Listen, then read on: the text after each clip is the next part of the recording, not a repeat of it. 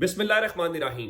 लाखों करोड़ों दुरूदो सलाम मोहम्मद मुस्तफ़ा सल्लल्लाहु अलैहि वसल्लम और आले मोहम्मद पर। मैं हूं उमर दराज गोंदल। एक तो यूट्यूब चैनल सब्सक्राइब कर लीजिए, दूसरा बेल आइकन के ऊपर क्लिक कर लीजिए ताकि हमारी आइंदा आने वाली वीडियोस आप तक टाइमली और तसलसल के साथ पहुंचते रहे। आप जानते हैं कि कल सलमान सफदर साहब इमरान खान की जेल के अंदर गए, उनके सेल तक पहुंचे, जो कुछ हुआ तो वो फ्रेंड ऑफ द कोर्ट, जिसको मैंने कहा कि आप अदालती कमीशन कह लीजिए, तो वो गए और उसके बाद कल वो बाहर आए। उन्होंने मीडिया से उस तरह गुफ्तगू नहीं की। इमरान खान की बहनों ने भी कहा जी उन्होंने हमें बिल्कुल नहीं बताया कुछ भी।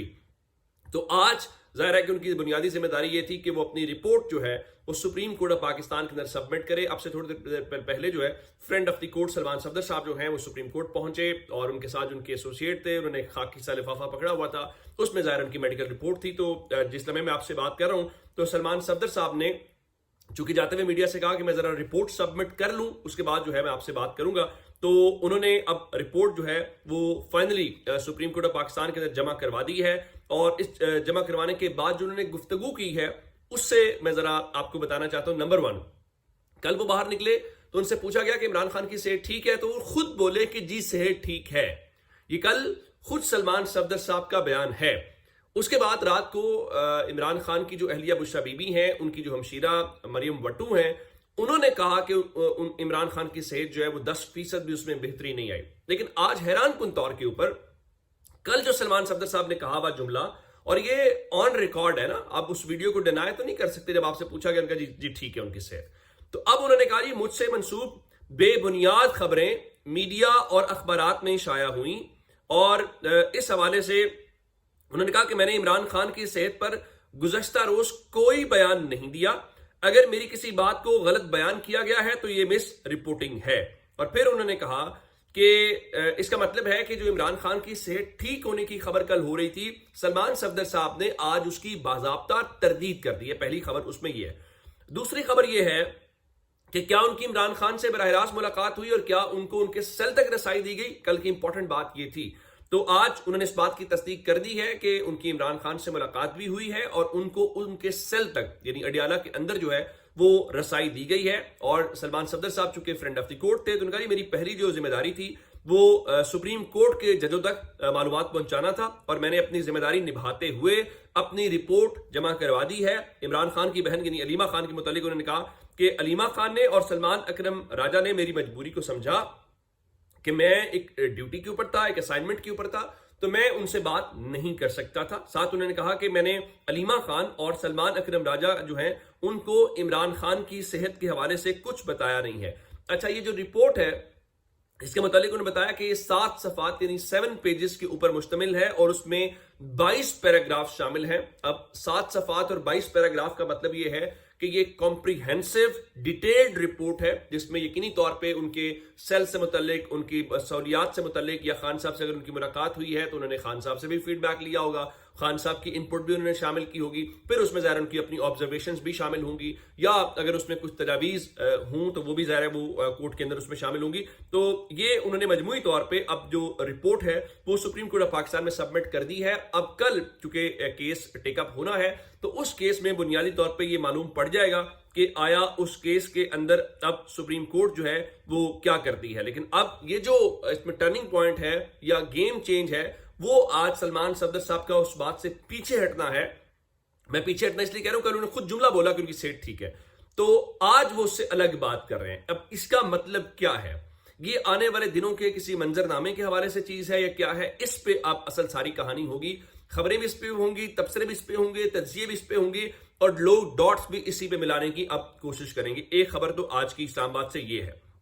दूसरी खबर, आज इस्लामाबाद से एक इस्तीफा मंजूर होने की खबर आई और खबर ये आई कि आपको याद होगा कि बलूचिस्तान नेशनल पार्टी जो है BNP मैंगल ग्रुप जिसको आप कहते हैं, उसके सरदार अख्तर मैंगल साहब जो हैं उनके आज इस्तीफा मंजूर होने की खबर पहले जराए से चली, फिर जो नोटिफिकेशन है जो नेशनल असेंबली सेक्रेटरीट ने जारी किया ये कल 10 तारीख का है, जो NA 256 खुजदार से मुंतखब हुए थे उनके हवाले से ये कहा गया है कि उनका इस्तीफा मंजूर कर लिया गया है।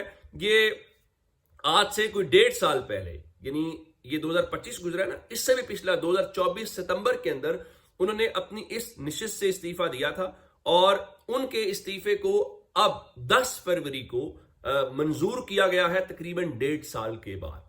अब ये इस्तीफा क्यों मंजूर किया गया है? सरदार अख्तर मेंगल साहब ने बुनियादी तौर पे उस वक्त इस्तीफा इस बुनियाद के ऊपर दिया था कि जाहिर है कि बलूचिस्तान के मामलात को लेकर बहुत सी चीजों को एहतजाजन इस्तीफा दिया था। अब ऐसे में सवाल ये पैदा होता है कि आज मेंगल साहब का इस्तीफा अचानक क्यों हुआ? मेंगल साहब जो है वो 1-2 दिन पहले लाहौर में थे। लाहौर में आसमा जहांगीर कॉन्फ्रेंस हुई और आसमा जहांगीर कॉन्फ्रेंस के अंदर उन्होंने खुलकर अपना मुद्दा बयान किया।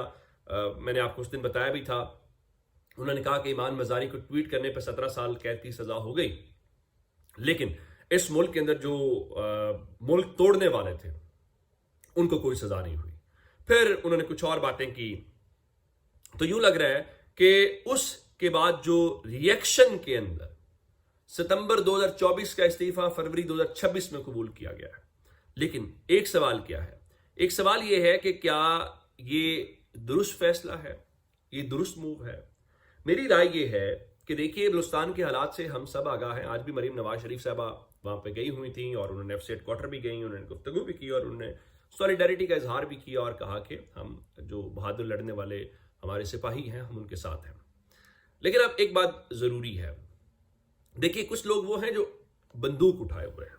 बंदूक उठाने वालों को भी आर्गूमेंट तो यही दिया जाता है ना कि मरकजी धारे में आओ, बात करो, टेबल टॉक करो, आपके कंसर्न्स हैं, आपके ग्रीवेंसेस हैं, उसको दूर किया जाएगा। लेकिन जो लोग इस वक्त मरकजी धारे की पॉलिटिक्स कर रहे हैं, यानी जो इलेक्शन लड़ते हैं, जो पाकिस्तान के कॉन्स्टिट्यूशन पे ओथ लेते हैं, जो पाकिस्तान से कोई अलहदगी की बात नहीं करते, कम से कम जो मरकजी धारे में, बाकी को भी आप कहते हैं ना मरकजी धारे में आओ, जो मरकजी धारे में हैं उनको मरकजी धारे में रखना चाहिए, बजाय इसके कि आप उनको मरकजी धारे से निकालें। ये लोग कोई पाकिस्तान मुखालिफ तो नहीं, देखें कंसर्न्स है ना, वो तो पंजाब में बैठा कोई शख्स भी जब बात करता है तो आप उसको गद्दार कह देते हैं। आज जस्टिस मोहसिन अख्तर कियानी यही बात कर रहे थे, जब आप सिस्टम को चैलेंज करते हैं या सिस्टम के हवाले से कुछ करते हैं तो फिर आपको उसकी सजा मिलती है। तो यही बात यहां पे है कि भाई देखो, जो पाकिस्तान मुखालिफ नहीं है, कोई नाराज है, किसी के कोई तहफुजात है, तो उसको उस दायरे के ऊपर लेकर नहीं जाना चाहिए। और मेरे ख्याल से इन हालात के अंदर मेंगल साहब का इस्तीफा कबूल करना अच्छी मूव नहीं है, अच्छा मैसेज नहीं है। जो मरकजी धारे के लोग हैं उनको मरकजी धारे में रहने दिया जाए। अच्छा जी, तीसरी खबर जो मैंने देनी है वो अलीमा खान से मुताल्लिक है। क्योंकि हसन अयूब जैसे लोग बता रहे थे कि अलीमा खान को ईद से पहले या रमजान से पहले और 8 फरवरी के बाद गिरफ्तार कर लिया जाएगा, तो आज जियो न्यूज से मुंसलिक जो शब्बीर डार हैं उन्होंने बताया कि हालात बता रहे हैं कि एटीसी रावलपिंडी अलीमा खान के खिलाफ 26 नवंबर 2024 के मुकदमे का फैसला जल्द सुनाएगी। 3 से 4 गवाहान पर जिरा बाकी रहती है, तो इसका मतलब ये हुआ कि आने वाले दिनों के अंदर एक ये भी तैयारी है कि अगर आप इमरान खान को गिरफ्तार करके आपकी बात नहीं बनी, इमरान खान की अहलिया को जेल में डालकर आपकी बात नहीं बनी, और अब आपका ख्याल ये है कि आप इमरान खान की हमशीरा को जेल में डालकर इस मसले का हल निकालना चाहते हैं, तो मेरा नहीं ख्याल कि इससे कोई ज्यादा फर्क पड़ेगा या इमरान खान डर जाएंगे। हाँ, ये आपकी एक इनसिक्योरिटी, आपका डर है, अपने खौफ को आप मारना चाहते हैं तो बिस्मिल्लाह जरूर मार लीजिए। तो जनाब, ये अब तक की अपडेट्स हैं। अगर आपने अभी तक चैनल सब्सक्राइब नहीं किया, चैनल सब्सक्राइब कर लीजिए। अपना बहुत सारा ख्याल रखिएगा। खुदा हाफिज।